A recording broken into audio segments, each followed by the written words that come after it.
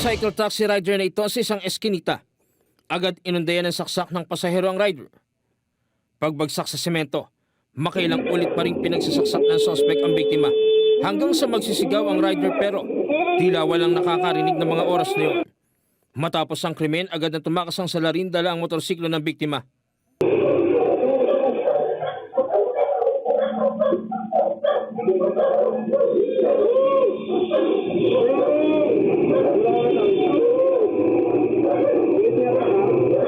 Kanyang kinuha lang, yung ginawa niyang getaway is yung motor na gamit nila nung biktima natin.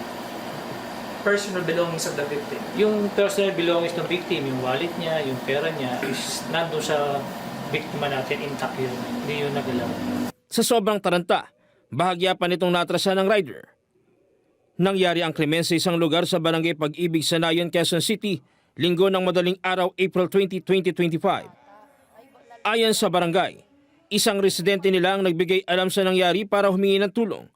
Agad namang naisugod sa pinakamalapit na ospital ang biktima. Ang ginawa ko po, kasi nandyan po yung driver namin, pinatakbo ko po agad doon, tapos sumunod po kami ng mga BPSO. Nagresponde po agad kami. Nakita po namin si rider, hawak-hawak po niya yung leg niya, na yun nga po, puro dugo. Duguan po siya. Pagbuhat na po habang sinasakay na sa ambulansya, sinabihan po siya nung BPSO namin na, "Pre, lumaban ka, kaya mo yan." Umuhon naman po siya. Nilinaw rin ng barangay na hindi nila residente ang rider. Sa investigasyon ng PNP, sumakay ang suspect sa Recto Avenue sa Maynila at nagpatid sa lugar kung saan nangyari ang krimen. Hindi bababa sa 10 saksak ang tinamo ng 43 anyos na biktima na sa ngayon ay nagpapagaling na sa ospital. Hindi pa malinaw ang motibo sa krimen. Yun ang inibisigan natin kung anong anggulo sila pwedeng magkaroon ng koneksyon o ano yung kanyang motibo para gawin yung mga bagay na yun.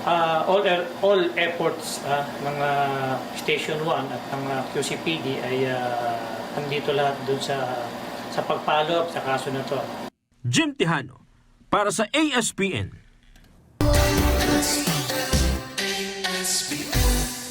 Let's get together. Sunnet 25. Sunnet 25.